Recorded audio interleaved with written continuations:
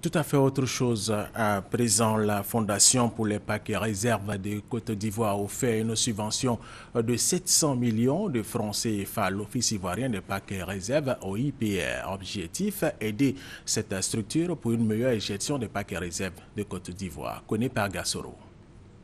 Les parcs nationaux et réserves naturelles ne sont pas à l'abri des dangers des activités de l'homme, entre autres les feux de brousse, la chasse, la destruction sauvage des forêts.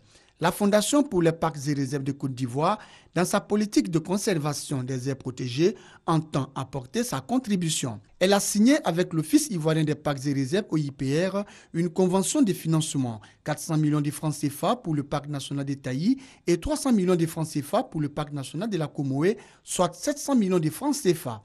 Ces deux parcs représentent plus de 75% de la superficie totale du réseau des parcs et réserves de Côte d'Ivoire. Vous savez qu'on a traversé une crise qui a duré à peu près 10 ans et c'est sûr que les parcs ne sortent pas de cette crise sans séquelles. Et voilà pourquoi est-ce que la Fondation apporte un appui et nous appelons donc aux bonnes volontés d'aider l'État justement à financer les parcs nationaux. Pour le directeur général de l'Office ivoirien des parcs et réserves, cette subvention vient à point nommé. Ces fonds nous soulagent parce qu'il faut le dire, on l'a dit tout à l'heure, ces deux parcs, ça fait 75% de la superficie des parcs nationaux.